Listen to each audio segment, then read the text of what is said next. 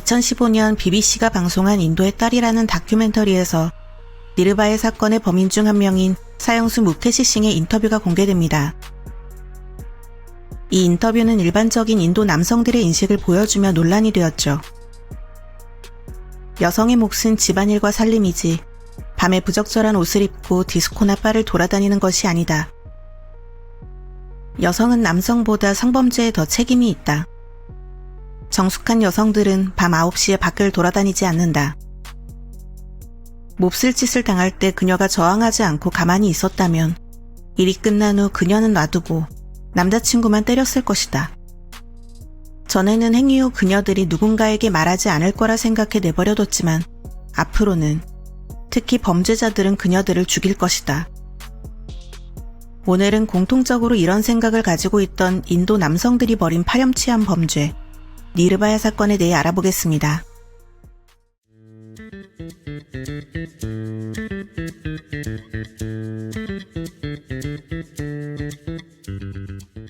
사건은 인도 남부 델리의 무니르카 지역에서 발생했습니다.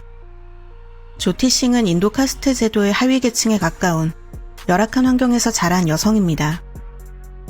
그녀의 아버지 바드리나트는 더 나은 삶을 찾아 1982년에 고향을 떠나 델리로 와서 조티의 어머니를 만났습니다. 많이 완화되기는 했지만 인도는 여전히 계급 문화가 뿌리 깊게 박혀있고 수천 년을 이어온 가부장적 문화, 여성은 남성에게 종속된 존재로 여기는 인식이 강합니다. 아들은 귀하게 여겨지고 여아는 태어나지도 못하는 경우가 빈번했습니다. 하지만 첫 아이를 사흘 만에 잃었던 조티의 부모님은 둘째로 태어난 그녀가 성별에 관계없이 그저 잘 살아가기를 바랐습니다. 조티는 한 번 본 것은 잊지 않는 형제들 중 단연 돋보이는 똑똑한 아이였습니다. 학구열이 남달랐던 그녀에게 가족들도 헌신적이었는데 조티가 학업에 집중할 수 있도록 개인 방을 주고 나머지 가족은 다른 작은 방에 모여 지냈습니다. 그녀의 방 안쪽은 교과서로, 벽면은 교과서에서 베껴 그린 도표들로 가득 채워졌습니다. 공부에 남는 시간은 면루피를 받고 이웃 아이들을 가르치거나 가족들과 같이 TV를 보며 평범한 일상을 보냈습니다. 조티는 신경외과 의사가 되고 싶었지만 가정 형편에 맞추어 물리치료사를 선택했습니다. 4년 과정으로 자격증을 취득할 수 있는 대학에 다니는 그녀를 지원하기 위해 아버지는 고향의 땅 일부를 팔고 일부는 담보를 잡아 돈을 빌렸습니다. 조티도 콜센터에 다니며 생활비와 학비를 보태죠. 부모님이 그녀를 얼마나 아끼고 사랑했는지 알 수 있습니다. 그녀의 남자친구 판데이는 상위 카스트 출신으로 아버지는 변호사, 본인은 IT 업계에 근무하는 엘리트였는데 두 사람은 계급의 차이를 넘어 1년 넘게 교제한 가까운 사이였습니다. 2012년 12월 16일 조티와 판데이가 영화를 보고 귀가하던 길이었습니다. 델리는 교통편이 원활하지 않아 무허가 민간 버스가 성행할 정도인데요. 정부의 관리 부실로 인해 정원 초과, 무면허 운전, 문을 열고 운행하는 등 위험한 상황이 잦은 편입니다. 무니르카 정류장에 서 있던 두 사람 앞에 민간 버스 한 대가 멈췄고 버스 안에서 10대 후반쯤 되어 보이는 소년이 몸을 내밀며 목적지를 외친 뒤 어디로 가는지 물었습니다.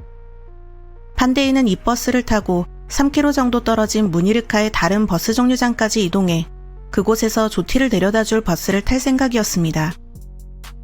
목적지에 대한 협의가 끝나 요금을 내고 버스에 오른 두 사람. 버스에는 운전기사 람신과 5명의 남성 승객이 있었습니다. 조티와 판데이가 이상함을 느낀 건 버스가 주행을 시작한 지 몇 분도 채 지나지 않아서입니다.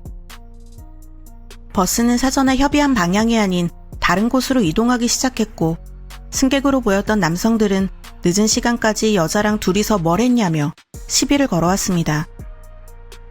점점 험악한 분위기가 고조되던 순간 버스가 인적이 드문 외딴 곳에 멈춰섭니다. 운전대를 잡고 있던 람싱이 쇠로 된 스패너를 꺼내더니 당황한 판데이에게 다가가 있는 힘껏 휘둘렀습니다. 다른 남성들도 일제히 합세해 판데이를 바닥에 쓰러뜨린 후 옷을 벗기고 폭행하기 시작하죠. 피투성이가 되어 무자비한 폭행을 견디던 판데이가 기절하자 남성들의 시선은 조티를 향합니다. 타쿠르와 람싱이 조티를 버스 뒤쪽으로 끌고 가는 사이 무케시 싱이 핸들을 잡고 버스를 움직였습니다. 달리는 버스 안에서 범인들은 조티의 옷을 찢고 람싱부터 시작해 차례로 그녀에게 몹쓸 짓을 합니다. 조티가 비명을 지르며 가해자들을 물고 핥히면서 저항했지만 둘러싼 남성들의 폭력과 힘을 이기진 못했습니다. 운전 중이던 무케시 싱도 람싱과 교대한 뒤 그녀에게 범행을 저질렀습니다. 이후로 그녀의 장기가 몸 밖으로 빠져나올 정도의 끔찍한 고문이 이어집니다. 추후 검사 결과에서 조티의 가슴과 팔, 생식기에는 물린 자국이, 내장과 생식기 안쪽에서는 고문으로 인한 막대한 손상이 확인됐습니다. 비명을 지르던 조티가 끔찍한 고통과 출혈로 이식을 잃자 범인들은 그녀가 죽었다고 판단했습니다. 타쿠르는 두 피해자를 밖에 버리자고 제안했고 버스는 오후 9시 45분경 방향을 돌려 델리 남서부의 팔란 비아르 근처 도로변에 섰습니다. 범인들은 나체인 두 피해자의 머리채를 잡아 차량 앞문으로 끌고 가 바깥으로 던진 후 버스로 그들을 치어 확인사살을 시도했습니다. 가까스로 이식을 찾은 판데이가 조티를 끌어와 길 옆으로 몸을 피했는데 범인들은 두 사람이 금방 죽을 것이라 생각해 그들을 두고 람싱이 거주하던 라비다스 콜로니로 이동합니다. 범인들은 피해자들의 옷으로 차량 안에 남겨진 피와 배설물 같은 증거물을 청소하고 판데이의 신발을 제외한 나머지 옷가지를 모두 태운 뒤 피해자들의 신용카드와 현금, 휴대폰 등을 나누어 가졌습니다. 그 사이 조티와 판데이는 의식을 잃고 고속도로 옆에 쓰러져 있었습니다. 도로 건너편에 사람이 거주하는 건물이 있었고 지나가는 차량들도 있었지만 잠시 속도를 늦추는 듯 하던 차들은 끝내 그들을 외면한 채 가버렸습니다. 40여 분이 흘렀을 때 어느 행인이 두 사람을 발견하고 신고하지 않았다면 조티와 판데이는 그날 목숨을 잃었을지도 모릅니다. 문제는 또 있었습니다. 신고를 받고 도착한 경찰들은 즉시 피해자들을 구조하지 않고 근처 호텔에서 시트를 가져와 피해자들에게 덮어준 뒤 어느 구역의 경찰이 사건을 담당할지 논의하기 시작했습니다. 자신들끼리 논의를 마친 뒤에는 피투성이인 판데이와 몸 바깥으로 장기가 나와 있는 조티를 어떠한 의료적 조치 없이 경찰차 뒷좌석에 싣고 병원으로 이송했죠. 조티의 아버지는 1시간 후 딸이 사고를 당했다는 경찰의 연락을 받았습니다. 지인의 오토바이를 빌려 정신없이 도착한 병원에는 딸이 끔찍한 모습으로 들것에 실려 누워 있었습니다. 아버지가 떨리는 손을 딸의 이마에 얹자 정신을 잃은 줄 알았던 조티가 눈을 뜨고 울기 시작했습니다. 아버지는 딸에게 괜찮을 거라고 반복해서 말했습니다. 델리 경찰은 피해자 중 한 명인 조티의 남자친구 판데이의 진술과 해당 지역 CCTV 영상을 분석하여 범인들이 타고 달아난 흰색 버스를 추적했습니다.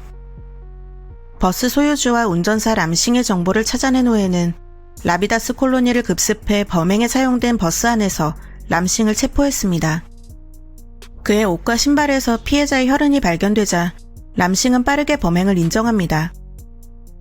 버스는 청소한 상태였지만 버스 안에 숨겨져 있던 피 묻은 쇠막대기 2개를 경찰에게 보여주기도 했습니다. 조티의 신체 내부에 막대한 손상을 준 흉기였습니다. 주말이 끝나갈 무렵 다른 5명의 범인도 차례로 체포되었습니다. 범인들을 간략하게 설명하자면 람싱은 버스 운전사이자 무케시 싱의 형으로 아내와 사별한 후 알코올 중독에 빠져 있었으며 범행을 주도한 인물이었습니다. 무케시 싱은 람싱의 남동생으로 간간히 택시를 운전하거나 버스 청소 일을 했습니다. 사건 당시 형과 교대 운전을 하면서 범행을 저질렀습니다.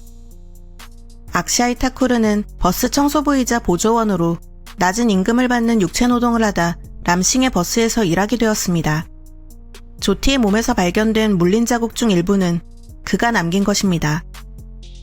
파왕굽타는 과일 판매상이자 학생이었으며 비나이 샤르마는 파트타임 헬스 트레이너였습니다.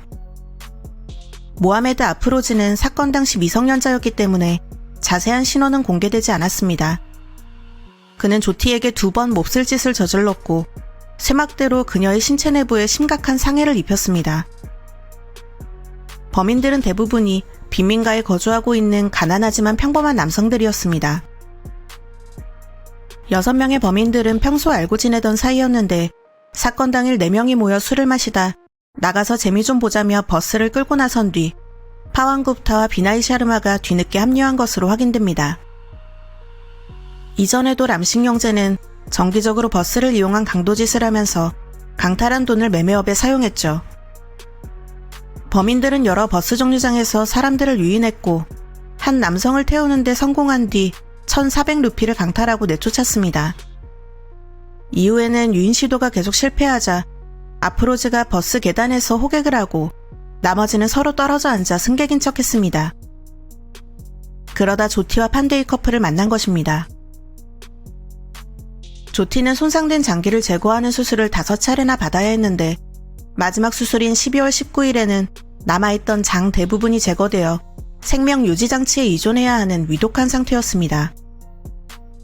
그녀가 병상에서 삶을 위해 투쟁하는 동안 사건은 델리 전역의 뉴스를 장악했을 뿐만 아니라 인도 전역으로 빠르게 확산되었습니다.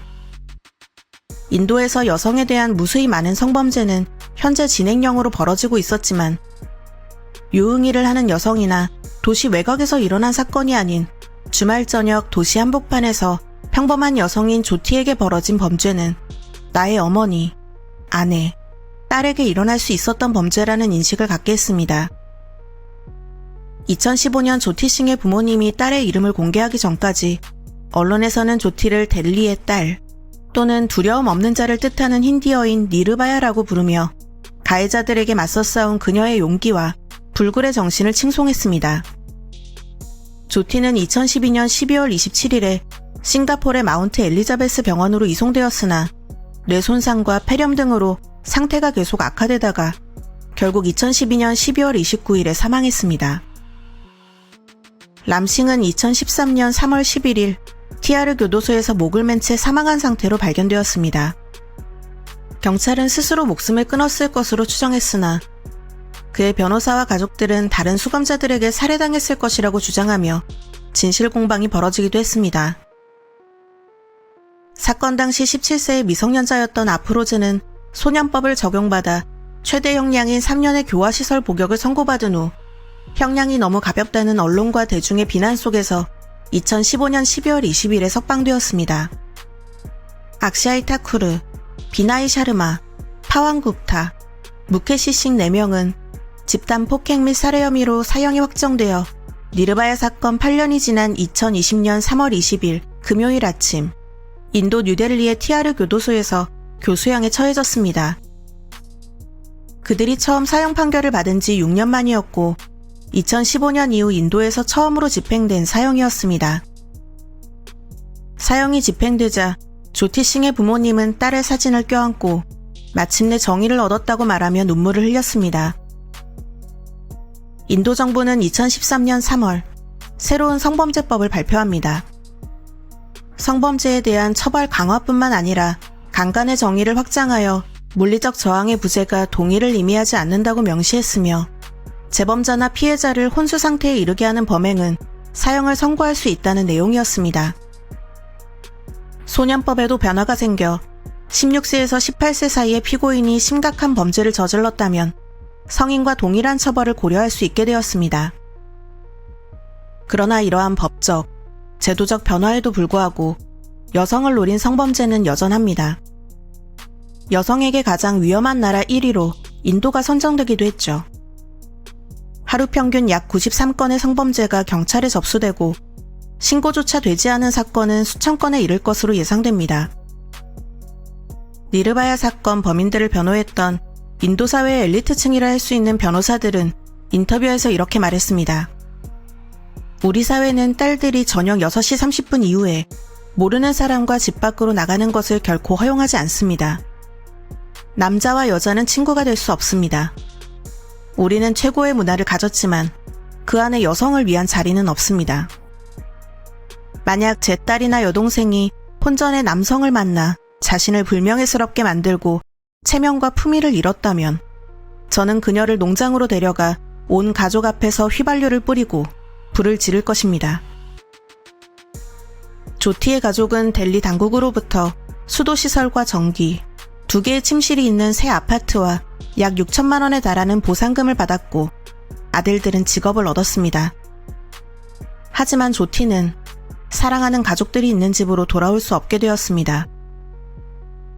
여전히 알려지지 않은 수많은 피해자들과 그들에게 고통을 주고도 평범한 일상을 살아가는 가해자들이 있습니다.